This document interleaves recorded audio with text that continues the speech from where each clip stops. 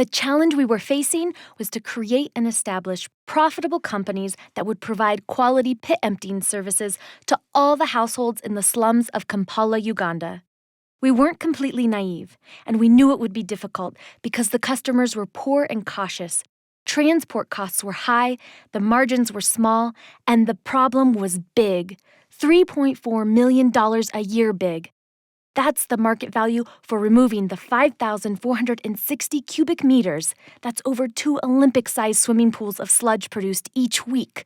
Wow, who would not want to get their hands on such a fortune? The better-managed and well-financed companies politely said, "Thanks, but no thanks. Your idea is too risky." So we went to the next obvious group, the owners of the 43 tankers operating around Kampala, who tend to empty septic tanks for richer families. We asked them about entering the untapped pit emptying market, and they politely said, "Thanks, but no thanks."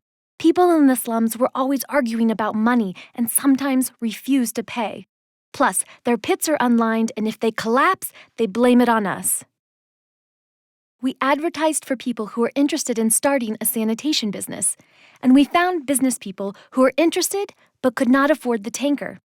"Don't worry," we said, and we helped them develop a business plan to present to the bank for a loan. After 9 months of negotiation and waiting, the bank eventually agreed to give the loan, but the entrepreneur would have to put his house up for collateral. In the end, he said, "Thanks, but no thanks, it's just too risky." With all these dead ends, we were forced to think again, realizing that we were incrementally moving away from our ideal solution. If bank financing and established businesses weren't options, we needed more affordable solutions. Enter the Gulper, a low-tech, manually powered ship pump that isn't particularly clean. The lowest rank in the technology ladder, but better than climbing in the pit with a shovel. With just $400, a person could enter the pit market with a gulper and 6 large plastic barrels. They did not empty the pits themselves, but instead employed an operator to do this hard, physically demanding work. A very simple business model and one particularly suited to the informal private sector. We were now in new territory, the informal sector where tax is something other people pay and mental records are the only ones that are kept. We had entered the shadowlands of the business world with a very steep learning curve. Here's what we found.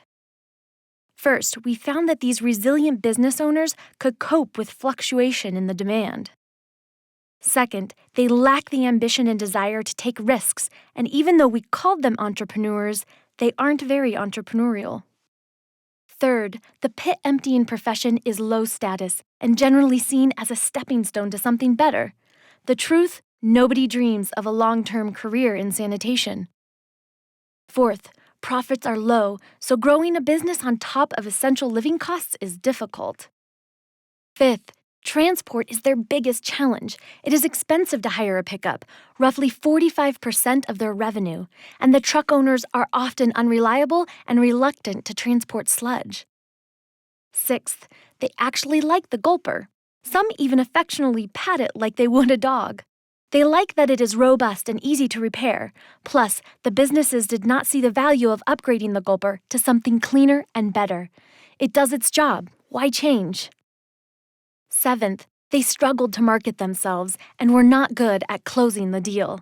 They relied on door-to-door and word of mouth, and after 2 years, people had heard of their service, but few knew how to contact them. They were invisible. In the end, we had achieved part of our goal by developing viable, sustainable pit emptying services and gained invaluable recognition from the city's authority.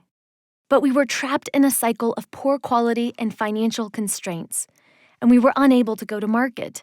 One estimate shows that we were only covering 4% of the market. We were hoping that more people would join in and start their own pit emptying businesses, but this didn't happen, which meant that we would never reach our citywide goal. Water for People realized that they needed to help the businesses break free of these constraints by supporting business marketing and finance, achieving higher visibility, and resolving the transport issue. By professionalizing pit emptying, they could move it out of the shadowlands. Enter Sanitation Solution Group, a pathway to the market organization spun off by Water for People with the aim of building and growing the pit emptying market. They lease vehicles and equipment to the better performing businesses, which helps increase margins and remove the transportation constraint. The next step is to improve the marketing and visibility of the service, turn the emptiers into franchisees, and attract new people to starting sanitation businesses. This means a higher degree of market intervention from Water for People than originally intended, but we now recognize it is unavoidable. We know that pit emptying service delivery is an incremental development process where quality and capacity improve hand in hand with growing demand.